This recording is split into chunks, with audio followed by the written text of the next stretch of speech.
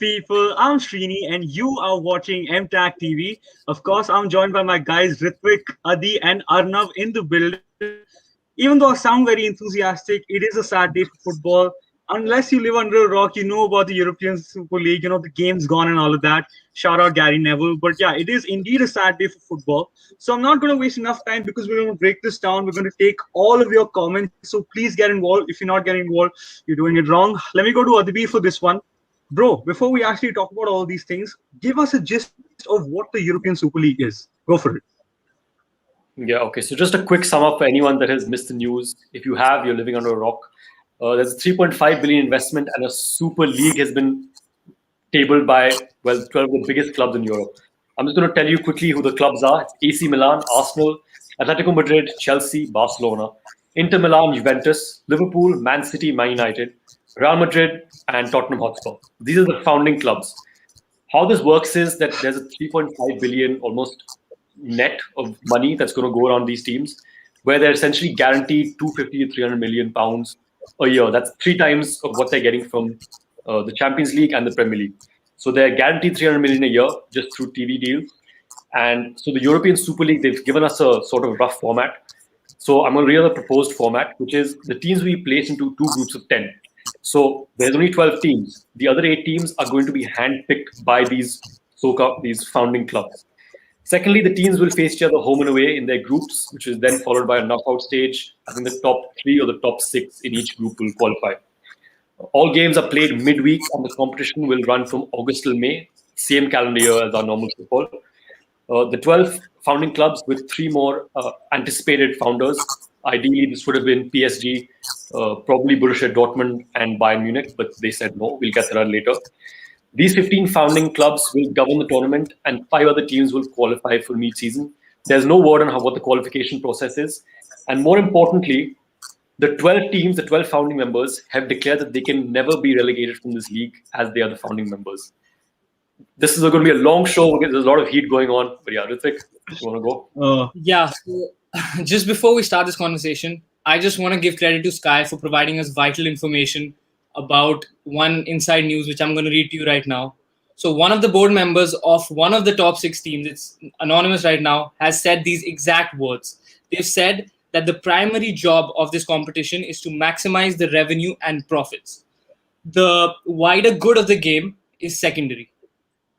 They've also said that higher quality matches and additional financial resources for the overall footballing pyramid is their main goal. And since it's governed by these footballing clubs, it's made by them and it's going to be run by them. And they also want less football, so they would actually be in support of a ban from national teams, from UEFA competitions, from everything, just so they can focus just on this competition. And that is just catastrophic. I mean, this is probably the darkest day for football. Arnav, you're smiling over there. What do you want to say? Yeah. This is probably the only time I smiled all day long. I'm absolutely disgusted by the news. We've all seen reactions on Twitter, and we've seen Gary Neville speak about it, Podence speak about it, my man Bruno sharing the story. And this might sound like an exaggeration, but I've never actually thought about quitting watching football. Like probably only through momentary rage after we lost 6-1 to Spurs, but then Liverpool's loss to Villa made me watch football back the same day.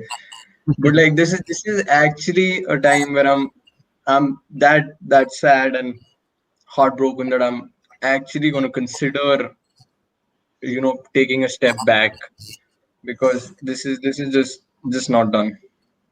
Last night I was up till about 4:30 a.m. when the news actually came out. And the first thought I had in my head was, okay, God is giving me a sign that I should stop watching football. I need to focus on my life. I need to make a career out of myself.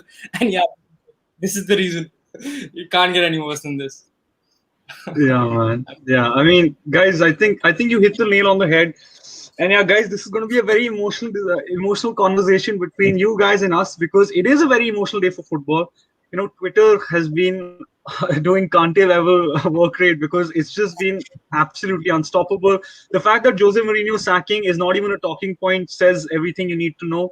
And yeah, I totally agree with Arnav. I think even today I felt really low. I started my work very late today. I mean, it's just a kick in the teeth because it is a reminder of the fact that football clubs, the clubs that we love and support, the clubs that we go through so much pain in supporting, and they give us a lot of happiness as well, ultimately do not care about us. If UEFA were not to impose those sanctions, they would sign off and start the ESL tomorrow. As Ritvik mentioned, they only care about money and they actually don't want players to represent their countries and things like that. So yeah, I think it is a reminder of the fact that whether you watch football from now or not, your club does not care about you. And I think you should realize that, because it's not a conversation topic that is being whispered and it's just one of those things.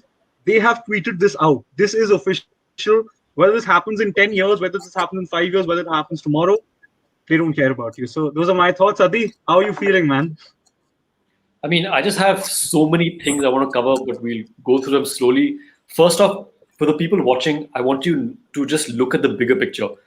I think everyone watching probably supports one of the super clubs, one of the founding members. That's pretty obvious. They're 12 of the biggest clubs in the world. What we don't realize is that football is a huge ecosystem. Everything from the top trickles down to the bottom. And the last time there was news of this magnitude which could affect football was back in 1992 when the Premier League was formed. Now, again, the bigger picture here is that football has been money oriented for decades, since the day the Premier League was announced as the Premier League and not just the English League. Since then, people like UEFA, FIFA, yes, they are corrupt. So the fact that they are suddenly being the saviors, that's not the case at all. We're also going to get into that later, that UEFA have a new Champions League format. That's a whole different part of the show. But my point is that everything from the top trickles down to the bottom. The grassroots level also, to some extent, funds the higher leagues. The players come from there. It's an entire ecosystem. You cannot ruin that overnight over owners who have no soul, they have no passion for the club. I mean, most of them have been there 5, 6, 7 years, and you even see the guys who've been there for decades, like Perez and Agnelli, who are the main perpetrators in this. It honestly feels like someone has died. Football has genuinely died today. And, I mean, I know a lot of us are resonating with, oh my God, like, what are we feel bad about not being in the Premier League, but that's only those 12 super clubs. The rest of the league is even more angry.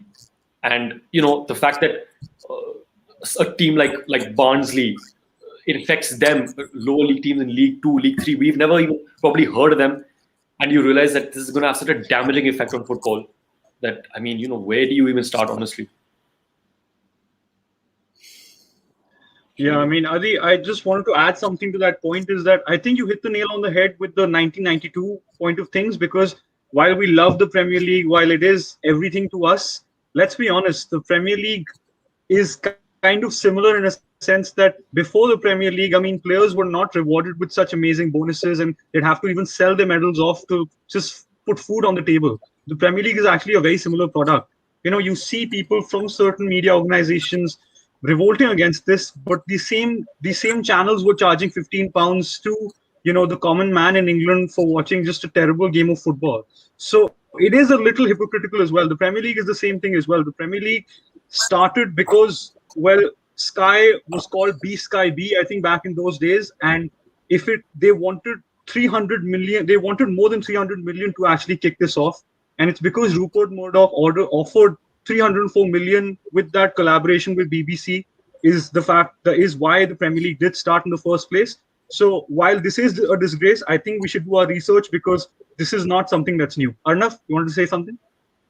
Yeah, I just wanted to add to what you and Adi mentioned about even I want FIFA and UEFA to step in and stop the ESL from taking place, but uh, let us let's not be distracted by the fact that the UEFA and FIFA are just as corrupt, like probably not just as corrupt, but they're corrupt organizations as well. If you look at the 36 team revised model that they have, that we're going to come to later on, and whether it's the 2022 World Cup going to take place in Qatar, which is on the back of worker and migrant exploitation, it might be you can make a case of lesser evil perhaps, but like no matter what happens from here, just remember the fact that the clubs that you support, they're essentially businesses, companies, and like just make sure you have your attachment in check that way. Yeah, but at the end of the day, not all of that causes the entire football watching population to just go in disarray. Not that nothing has happened that is so big in nature. Yes, they are corrupt. I think they're lesser of the two evils. We have to talk about that. But at the end of the day, when the Premier League changed, it just changed how the revenue is distributed among all the divisions. And it wasn't something that caused such a big issue in football. The last time I didn't see, there are protests going on right now outside every single top six club. I was reading it on Twitter that City fans are outside Etihad, Liverpool fans are outside Anfield. They're there with banners. They are actually against all of this. Players are voicing out. There's never been an event that is so big. Even if everything has been corrupt, even if UEFA is corrupt, it's not as bad as it can get, as it's going to get, I think.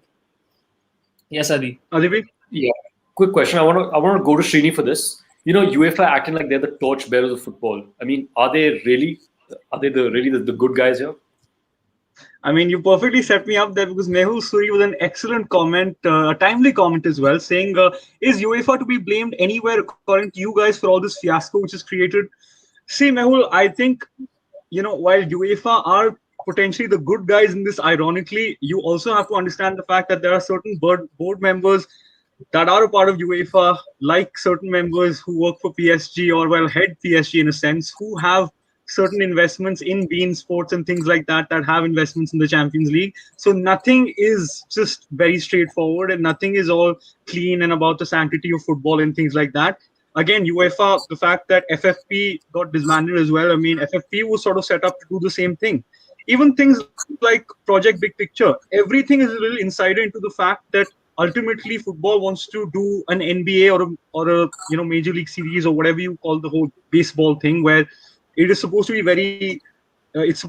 be very exclusive. It's not supposed to be inclusive, and it's just supposed to make sure that certain clubs benefit from this. So again, I don't feel comfortable in calling UEFA the good guys. Again, I also don't feel comfortable calling clubs like PSG the good guys because their history is sort of steeped in things that I personally do not fully agree with. And I can say the same with my club as well. So I wouldn't call anyone the good guys here. I just think that UEFA not to blame here directly. But the fact of the matter is that in this instance, maybe they are potentially the good guys, which sort of shows you what a disgusting situation this is personally. So that's my take. Actually, Arnav, I'll go to you for this one as well because you were very passionate about this issue, and that's something I really like. What do you make of this whole UEFA comment, man? What do you think of it? I think it's a typical case of lesser evil, as Ritvik mentioned. The UEFA. I think let's go to the UEFA model first, so we can have a proper discussion on whether UEFA are actually being the good guys or they're also in for their own cut, which is what I believe that as soon as they get their own cut, they're gonna leave us all in the dark. Yeah. I just have a question. So we know that the president of UEFA has said that players will be banned from the World Cup.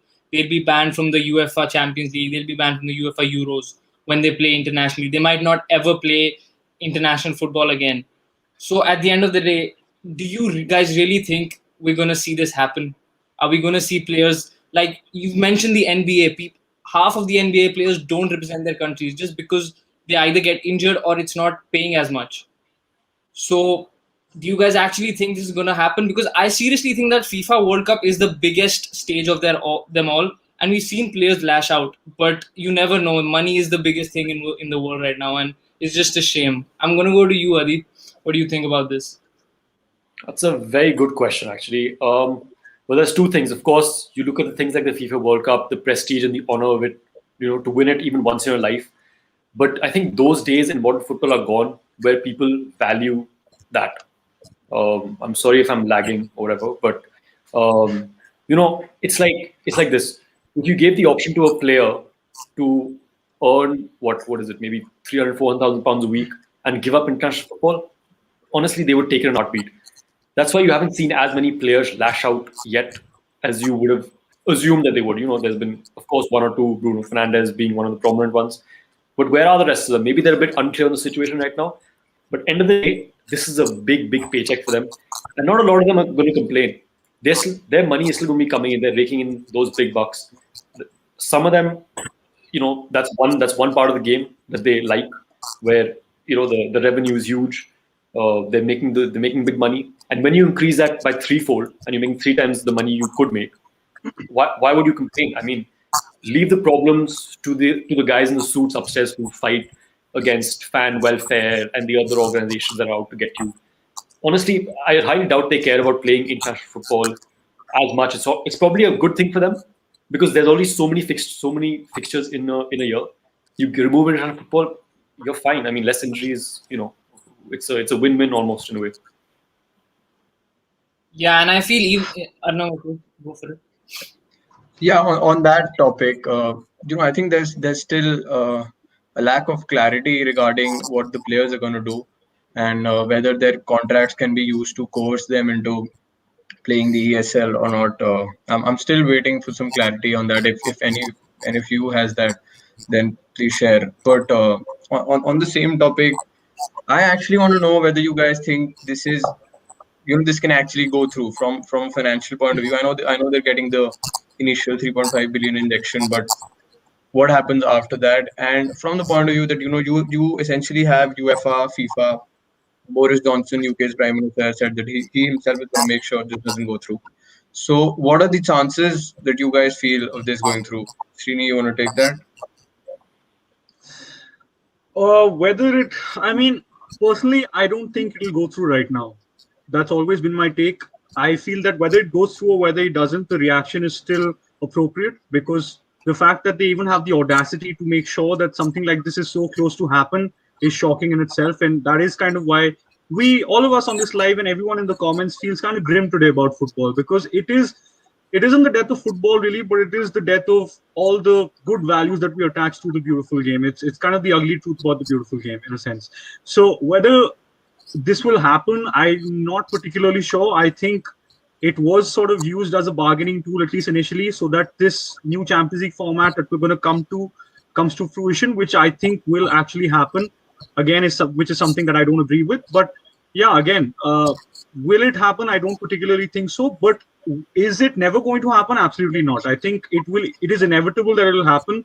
The Americanization of sports is something that, well, most of the suits want. Most of the owners in general are Americans, and that's kind of what they're familiar with, because they're not football people at all. They don't know what makes sure that fans are attached to the game. If it was a football like form, if it was an American like format, we get used to it. But we are used to something else, and that is stories. That is the fact that a Leicester City can come from the Championship and eventually win the Premier League. The fact that even the Bundesliga, a Kaiserslautern can win the Bundesliga. So yeah, I don't think it'll happen right now, but eventually it will. Adi, you want to add something? Yeah, I actually have a contrasting opinion on that. If you would have asked me midday, I've been on Twitter all day. This news has obviously taken us by storm. If you would have asked me at midday, do you think this is going to go through? I would have said no chance. They're just making a big hullabaloo out of nothing. They're trying to get some bargaining power. And when you see things like, a big point I want to make is that the 12 super clubs who started this league, they've deregistered from the ECA, which is the European Club Association. Now that is a big deal. It's a bigger deal than it looks on paper. Deregistering from the European Club Association, which comprises of 242 of the biggest clubs in Europe, is a huge step. The fact that you no longer want to be associated in that entire bubble of European football.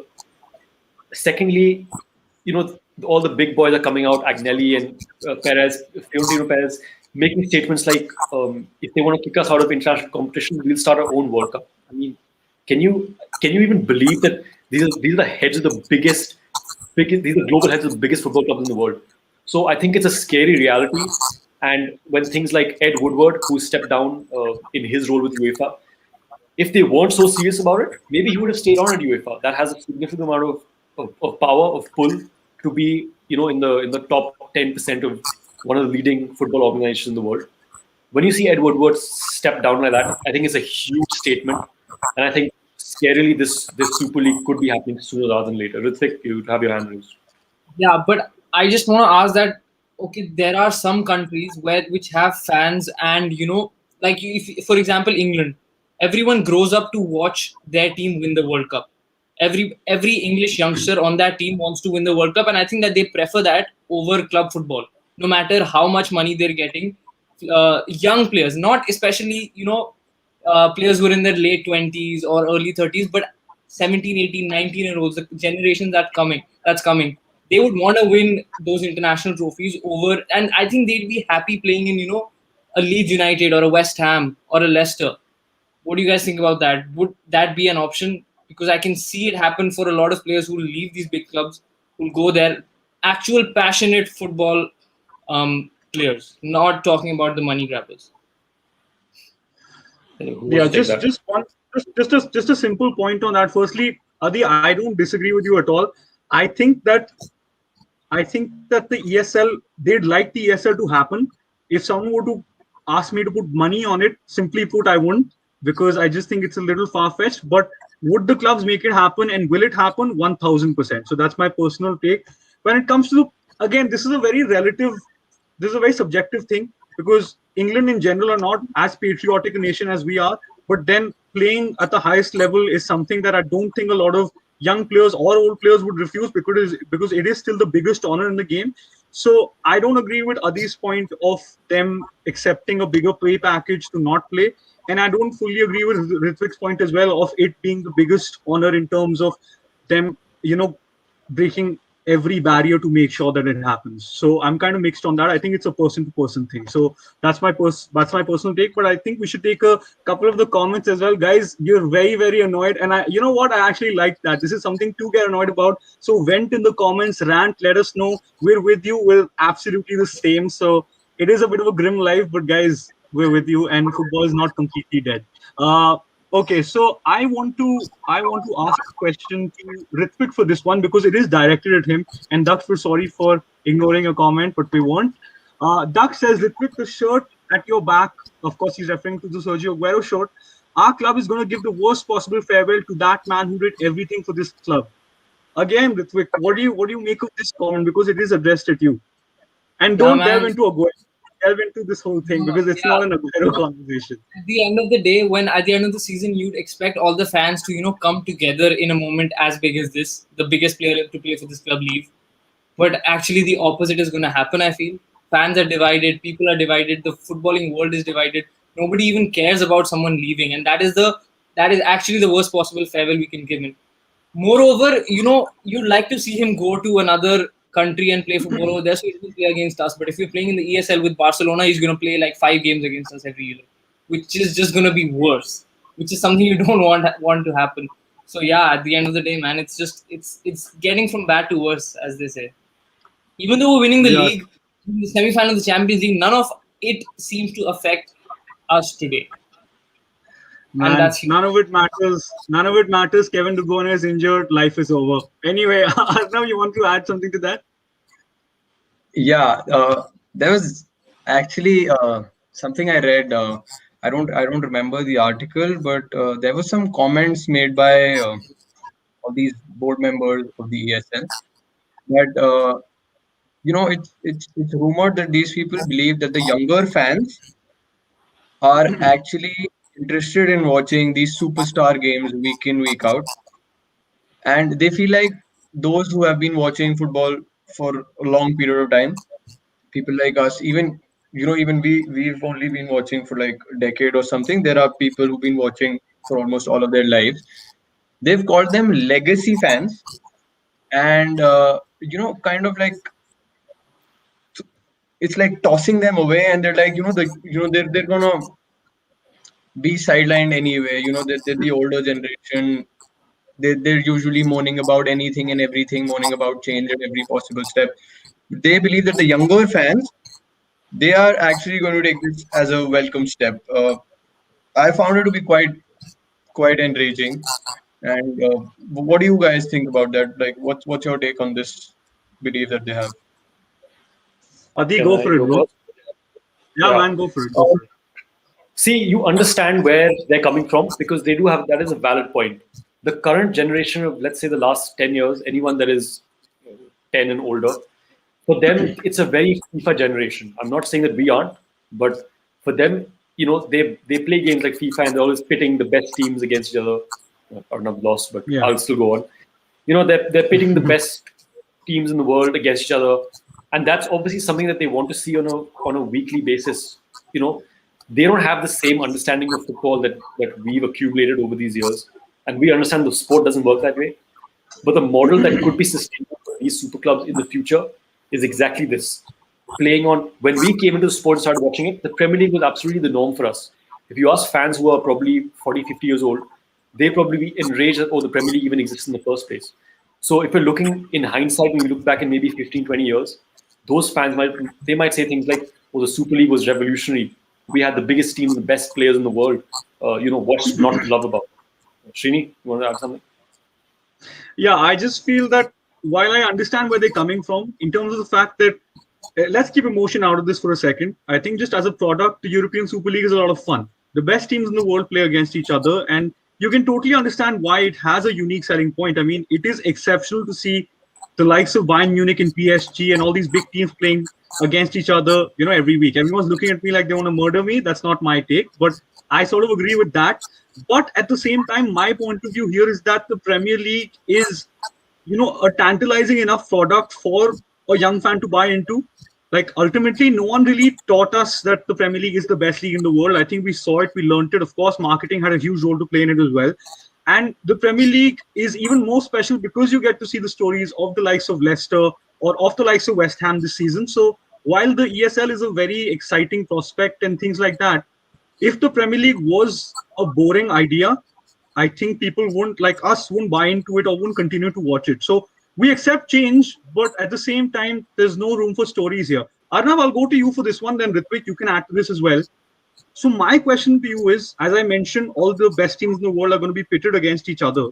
As a football fan, does that excite you or does that not? Because some people like myself think that it takes away from the novelty factor of, Champions League, for example. So Arnav, what's your take on that? Yeah, in fact, it doesn't excite me at all. Like, even thinking about it, I just feel like even if you step away from the larger implications of this, whether it's about the wealth and influence being handed to all these billionaires, and you look at the appealing part of it, I feel like it's not even going to be appealing. Like, Klopp had mentioned this.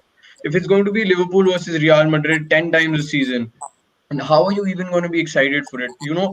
I remember during the UCL previews, we used to talk about how this could be a night that we would remember for the rest of our lives.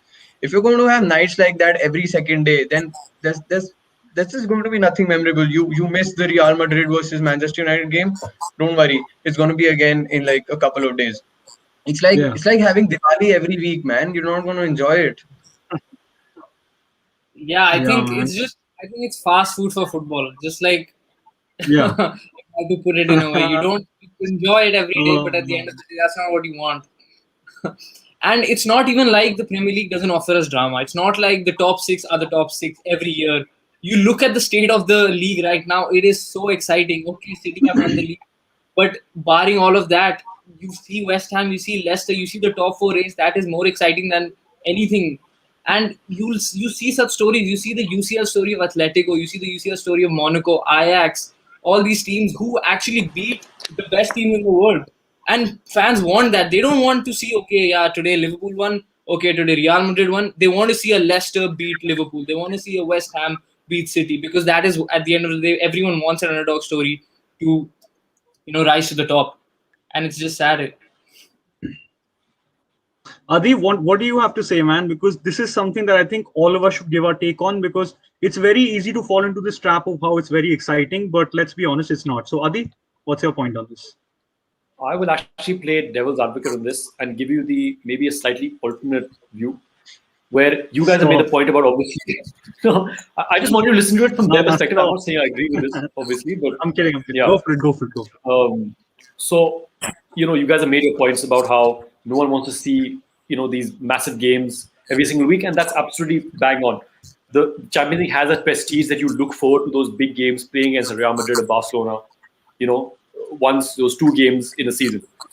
But for the casual fan, which is what these guys are targeting, that's their go-to market. They've locked in the niche 15-20% of the world that tunes in week in, week out. They're looking at like 80%, and what is going to appeal to that 80% to watch? Watching a United versus Burnley, that could be a 1-1 draw. Or would you rather tune in, week out, knowing that you're watching the best players, the best games, the pinnacle of football? It's essentially a World Cup every single year without fail.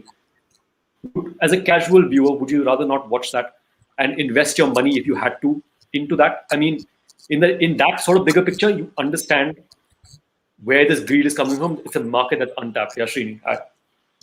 Yeah, I mean, I like the fact that you have played devil's advocate, even though I don't agree at all. But I know you're playing devil's advocate. You don't support this decision. I think the fact of the matter is that when you're selling the likes of Real Madrid and Bayern going against each other, I think that if it keeps happening, it becomes the new normal, and that is the problem with this format. Sure, it does a lot financially. Sure, it's very exciting, but if it was to happen all the time, if I didn't watch football, my take would be like, what's so special? They play all the time. Like it's like Federer and Nadal playing in each round of the Wimbledon. Like, what is special about that if it keeps happening?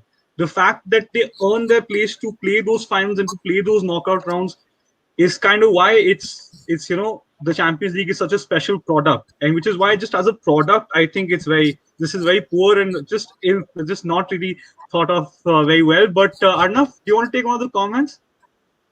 Yeah, actually, one comment that stands out for me is Saswat Satapathy. I hope I'm getting that right. All said and done, our outrage will subside and we'll still end up supporting and watching our clubs no matter what. That's actually a question that I had in mind. So, good comment. Aswat actually assisted me asking the question. If this were to go through, which is a big if in itself, what kind of impact is it going to have on your watching habits? I know we're all used to having our clubs as a big part of our lives, and we essentially are watching games twice, thrice a week, and all of that. But if it were to go through, do you think you would be able to completely detach yourself from football, stop watching, or do you think you're gonna ultimately give in and just get used to the time? Adi, you want to take that? Yeah, sure. I'm glad you came to me first. Again, very good question. Thank you for the comment. I mean, in the bigger picture, again, I keep saying this bigger picture nonsense, but would I still support my club as passionately as I did before? I don't think so, because we are sickened and disgusted by what is taking place today. Liverpool's game is in an hour, and I don't think I've ever been this close to not watching a Liverpool game. And I think that just puts it in line with what all of us are feeling today, that this is not football. If it takes a collective effort of fans to send the message across to our clubs, I think that's the way forward. Me, one fan saying, "Oh, I'm never going to watch this Super League nonsense. I can't believe they've gone for it." They don't care. That's one fan. But when they have millions of us who are revolting against this and there's outrage, that's when they feel that there is a difference. It's really simple, guys. The solution to this, if it goes through, is don't pay for your TV cable, because that's how they make their money. Don't buy their shirts. Don't buy your season tickets. Don't stop funding these big clubs. Go back to watching the Premier League.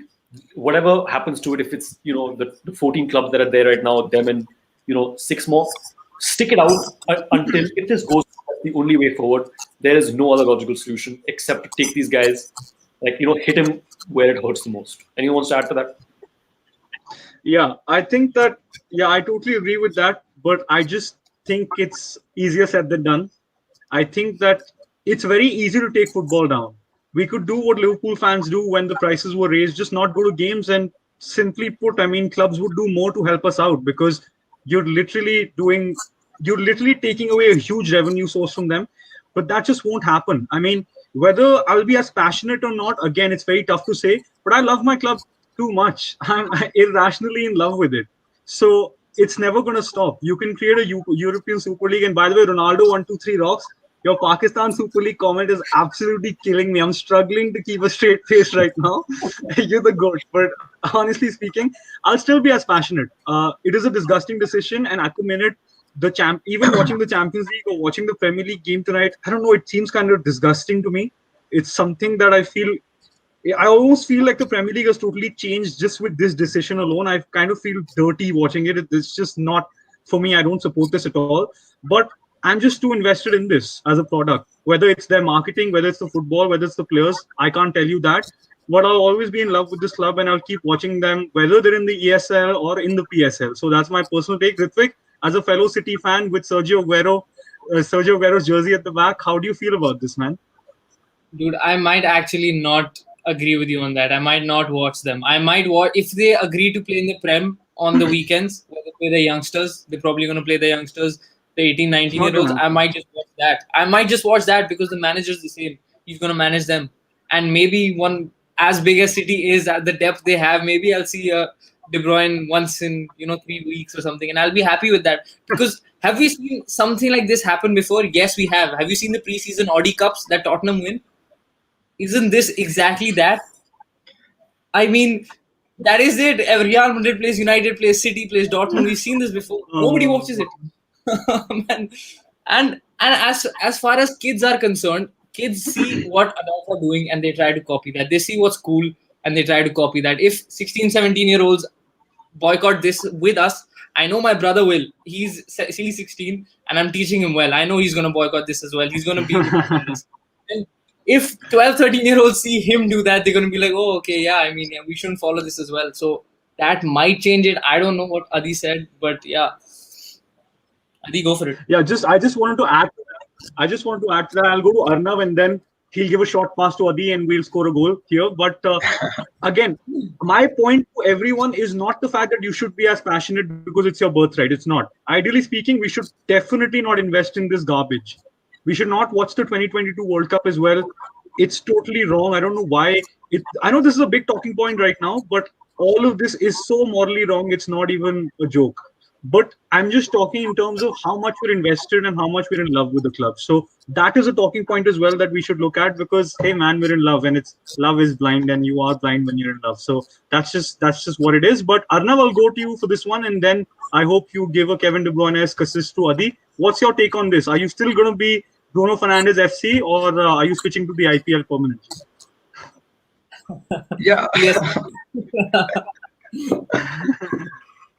Look, Go for it. Go for it. I feel like I agree with you on the morally wrong part. I feel like watching the ESL is in some way going to be condoning all this bull crap. And while I do believe that we do not have as much of an influence as local fans would be having, the fans that actually go to the stadiums, boycotts and protests from them are going to essentially have much more of an influence than us not watching or watching. But I still feel like we also have our roles to play. And you know, about my personal decision to continue watching football or not, I feel like I might be a little impulsive right now. I don't know if I know that I'm not gonna be okay with this, but like right now, if you were to ask me right now, I do not feel like watching. I do not feel like watching Manchester United play. I'm actually I actually feel ashamed to be associated with the club. And just to be clear, by the club I mean the owners and the decisions they're taking, not about the fan base or the history or any of that. I'm very proud of that.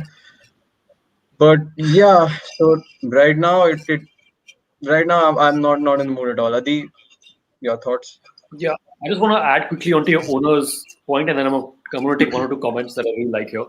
One thing that really struck out for me is that I saw the list of the owners who were actually so pro Super League. I wouldn't expect anything better from the likes of a City owner or a Spurs, Daniel Levy. I would expect nothing better from them. But the fact that the institutions of European football, Real Madrid, AC Milan, Liverpool, Manchester United, Juventus, the fact that these clubs are out there, backstabbing the rest of their leagues is just shocking. These are clubs that have decades, almost a century of history. You would expect this from, I hate to say this, but from a city, you wouldn't expect anything better because these are clubs that do need this kind of, push. Yeah, I get They're your point. after trophies, it's a huge investment. Of Let me course. finish. Hold on.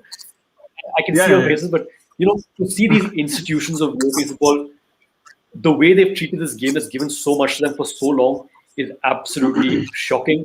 I'm not going to take both the City fans' reactions because I want to take some comments. No, don't. So Don't. First, I'm going to go to Kanaf Sani, who's given us a very interesting update. Thank you for this. He says, latest update by Fabrizio Romano. UEFA decision about the UCL and UEFA Europa League semi-finals will be made in the next days after meeting with their legal team. They'll decide whether to exclude City, Chelsea, Real, and Man United. That is huge news. Does that mean maybe PSG just handed the trophy? We don't know, but that is going to be major. That is going to send shockwaves through football if they do decide on that. So, looking forward to that. Second comment I want to take is Shiv Khosla's very interesting comment. He says, I think you guys should look at it from an investor's perspective as well. If you were a senior executive at JP Morgan, which competition would you finance, the UCL or the ESL? Exactly, I resonate those points. Exactly, I've made a couple of them before. This is their new cash cow. They know they can milk this for all it's worth. And on paper, it looks an excellent investment just for these teams. I'm not talking about football. Yeah. It's not great for football, whatever. Purely investment-wise and their revenue-wise in the next 2, 5, 10 years, it is. I think they've struck gold essentially. And if they tap into the untapped market, there's no stopping these teams whatsoever. Does anyone want to add on that? Arnav, why don't you go, man? Because I know that Ritvik is crushed whenever Adi tries to take the whole practical stand. So Arnav, I'll let you go for this one, then I'll go. Go for it. Yeah, look, I'll be honest, I've actually not given the financial perspective or the investor's perspective even a bit of thought till now, until this comment here. I've been very emotional all along thinking about the whole what it does to football and what it does to fans. But as much as I'd hate to, I have to agree with Adi there. You look at it from their point of view, it is essentially a money-making machine that they have at their hands. So I can see why somebody like JP Morgan's gone for it.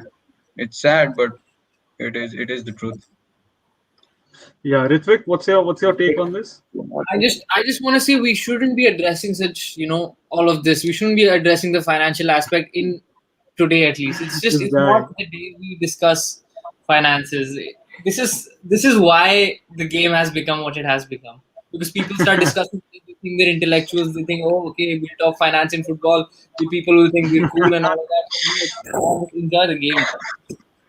At the end of the day, that's what on the other side, you have to sort of understand where this is coming from. Right? We're trying to give the bigger picture to everyone watching, and that's why you understand why it's happening. Of course, none of us agree with it. It's shambolic, it's sickening, it's disgusting. There's no end of superlatives we can use, but logically, if you try to explain it, that's all we're trying to do. But anyway, I can go on to this. If anybody wants a drinking game right now, take a shot every time Adi says bigger picture. Yeah, facts. It is the bigger picture. It is the bigger picture. You have to. That's 2 shots already. But guys, you have a special MTAC TV exclusive. Yes, Adi is a part of the JP Morgan investors team. We didn't want to tell you this, but this is why he's pushing his own brand. So don't allow him doing that. But honestly, we need to look at both sides of things, and I think they're totally right. But Ritvik, I think as Uday rightly said, the City fan doesn't want to discuss finance. Wow, the power of irony. But anyway, going from one City fan to another, Ritvik, go on. Say something. I'm happy to discuss finances and all when the state of everything is settled. Not in such a big. It's not shambolic as it is right now. Today, I just think it is because of us discussing finances and where the thing behind the scenes footage and all of that happens, all the awareness as they call it we have in football nowadays, which wasn't there 10 years ago or something, which wasn't there when we started to love the game, is precisely why such a thing has happened. I don't know. Oh my God! You know what? Ritvik, you're the best, man. Honestly, you're so emotional about this. I love this, and I think everyone can relate. But I think there's another comment from another City fan, Daksh Varyani, saying, and I think it's quite an interesting comment. He says, "Guys, we have Spurs versus City. 8K members are allowed. Should fans boycott?" Of course, he's referring to the League Cup final. No fan should even go to watch. So, Arnav, I'll go to you for this one because you mentioned how you shouldn't target the fan base. You should target the owners. And morally speaking, with everything that's going on, with the fact that Spurs and City are a part of the founding members, as you said, this is something that we shouldn't agree with. So, do you agree with Daksh's comment? Do you boycott that final, or do you go and enjoy a good day at Wembley? Absolutely, absolutely agree with what Daksh has to say. I hope with all my heart that not even 1% turns up to the game for the EFL final. I know for Spurs fans it's going to be a big thing, their first shot at a trophy in I don't know how many years. But we are at a time where there are things which are more important than just trophies.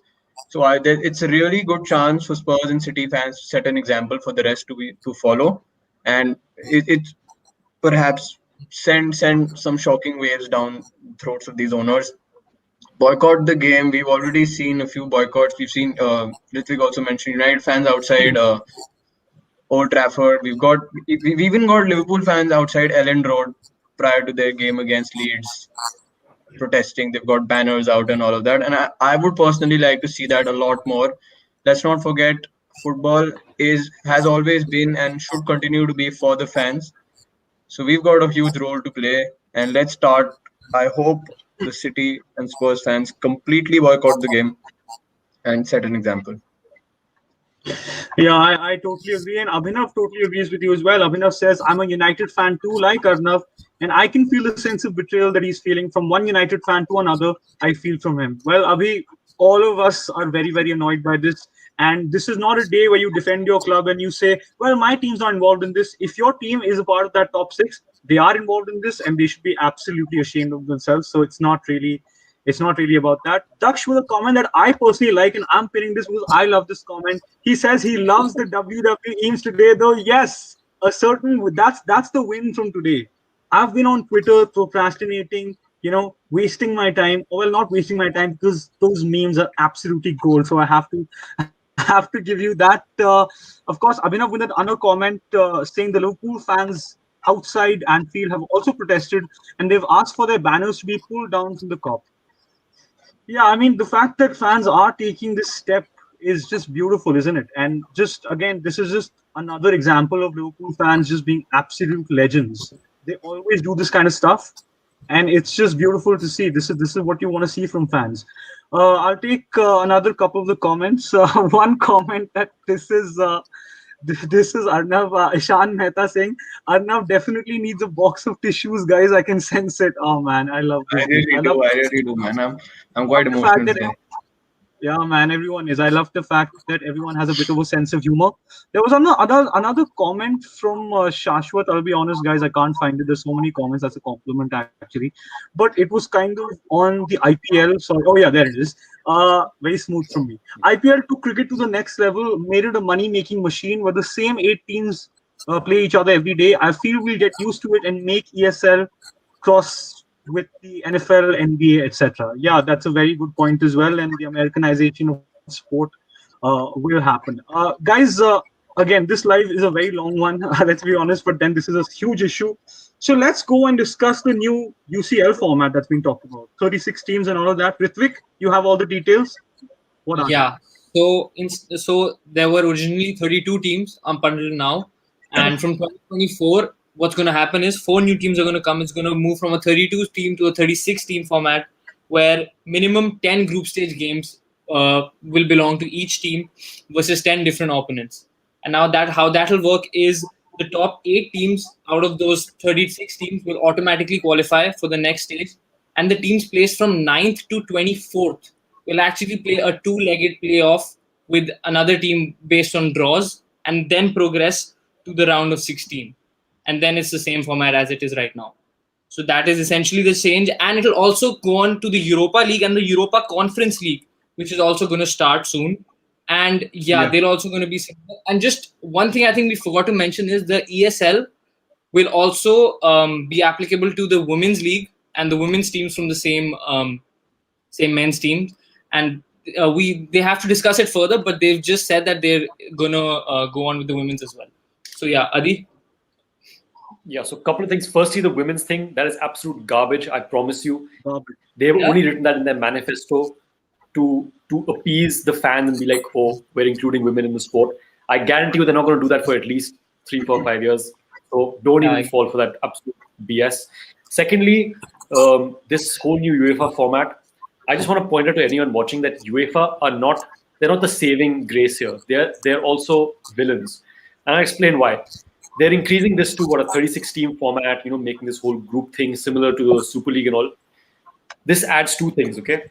There's more revenue for them because there's more TV. There's 100 games now in the Champions League, which is astounding for one season. Where do you fit in these games, first of all? And because there's so many games, there's more TV rights, which means they make more money. So essentially, all the Champions League is doing is creating their own Super League and saying, oh, we were still the Champions League. We've just added 4 teams and added an extra 50 fixtures. So where are the villains? How can the Super League do this? Super League is doing the same thing. So if you look at it as a whole, there's nothing good really coming out of that. You're still having a congestion of fixtures. It's the same old story about the top teams, the same European giants in every season, which is proven by the fact that in the last, I think, 56 semi-finalists in the Champions League in the last 10 years or whatever, 49 or I think 50 have been in the 12 teams in the Super League. So those 12 teams will dominate football for years to come. That's not going to change. It just depends how much free will and how much power they have to just throw around. And I think, again, this UEFA new concept and all is absolute garbage. Don't fall for it. And just watch your backs as a whole. There's a lot of mind games going on. Anyone else wants to add something? I actually wanted to take. Firstly, I agree with you on that. Adi, we alluded to that earlier also, that none of these people here who have the power to save us from the ESL are saints themselves. Let's always keep that in mind. And another point I want to make is whether this goes through or not, just remember what the big 6 in the Premier League and the other 6 clubs from Spain and Italy have tried to do. Don't forget it, because I feel like even if it doesn't go through right now, the next time they have the leverage to do so, they are going to do it, as Srini said. Now I'm going to take Daksh's comment, who says that Klopp to BBC. I have the same opinion about Super League. It's a tough one. People aren't happy and I'm not involved. LFC is more than some decisions. My aim has always been to be part of the UCL. He continues that later on. It's a tough one. People are not happy with it. I can understand it, but I cannot say a lot more about it. We were not involved in any processes, nor me or the players. I feel like I'm not going to blame him for it, because it's not easy to openly criticize your employer. So I'm going to be a little understanding on that. But I feel like he's kind of ducked the question. Read the last comment as well. It's a continuation to this, I feel, before you carry on. Yeah. Yeah, I did read that. Okay. Yeah. Go for it anyway. Yeah, go for it. Smooth, guys, smooth. Arnav, keep going.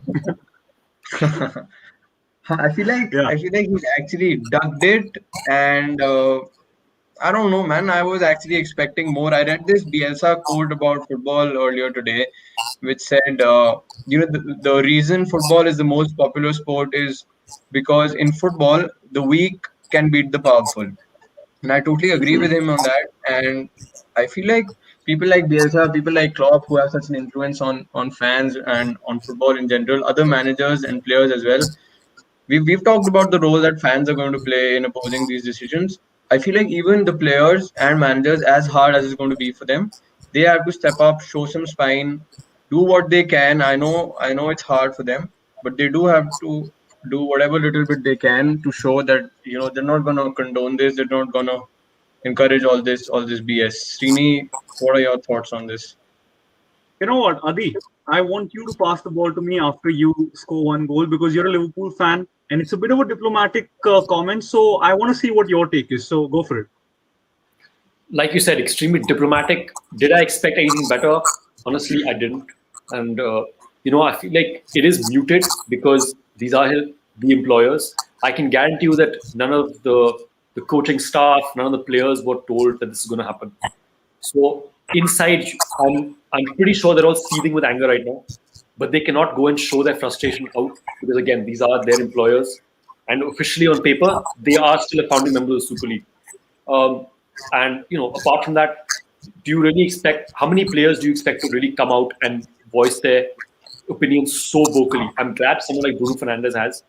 We need people like that to step up and voice their opinion. Toni Kroos has been one who is not just today, but in the past big shout out Toni Kroos, has been very vocal about, the Qatari World Cup and issues like this, human rights issues, even the Super League, where they say things like players don't have the legs anymore.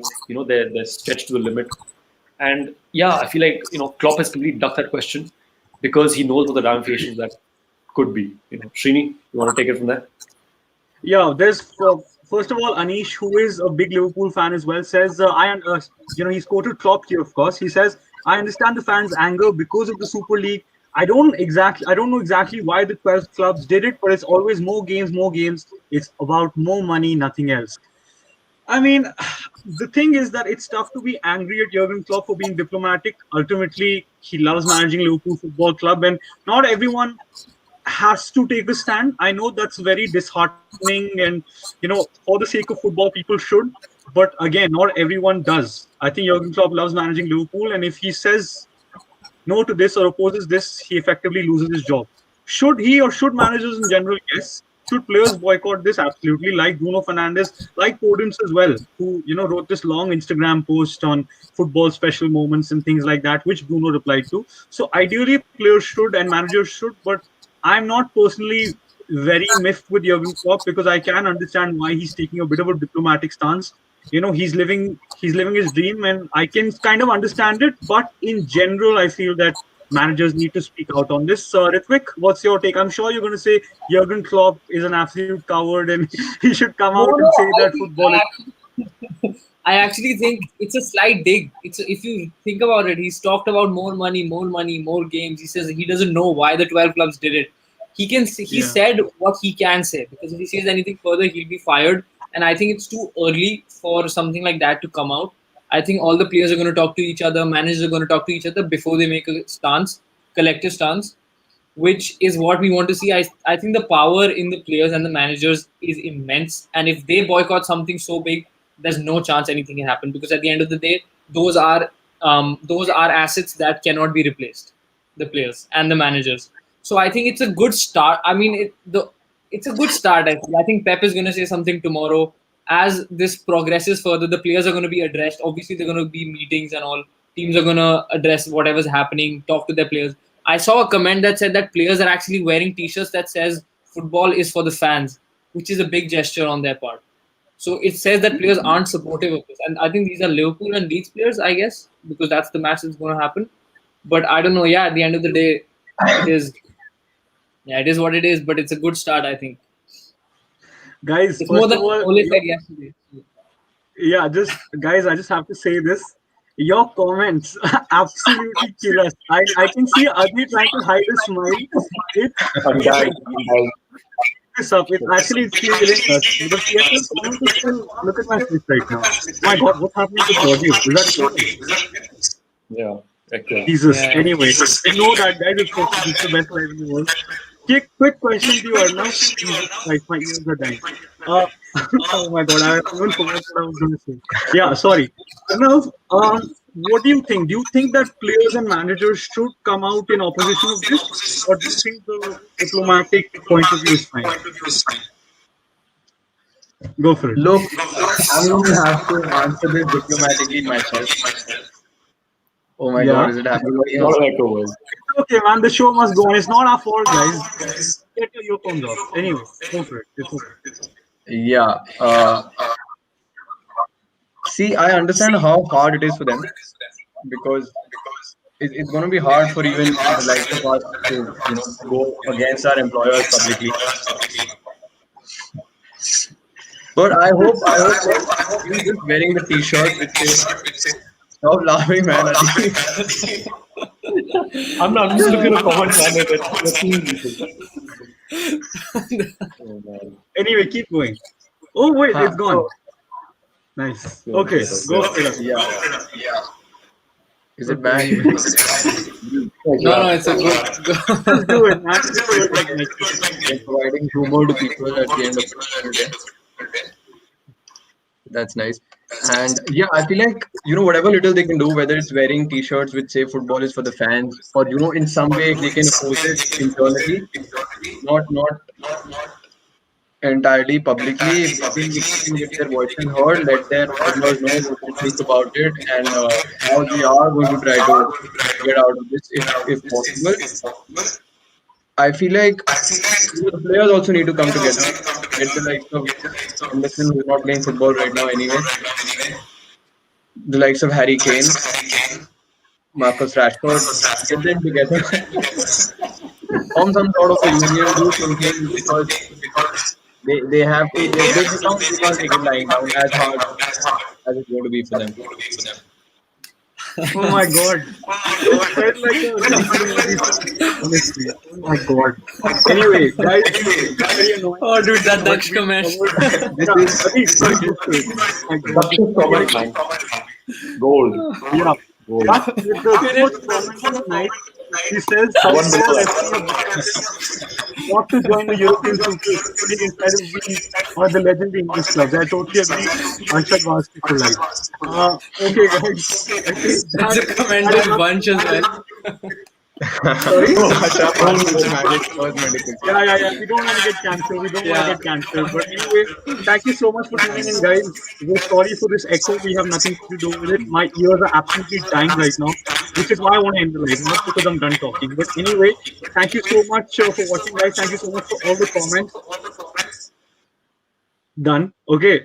Yeah. Obviously, subscribe to us. Like our page on Facebook, Instagram, Twitter. Do all of that. Subscribe to the MTAC TV YouTube channel. Of course, follow all the boys on the socials. And yeah, man, just keep doing this all day and every day because we're coming to take over. Four new young goats ready to take over. So yeah, thank you so much for watching, and we move.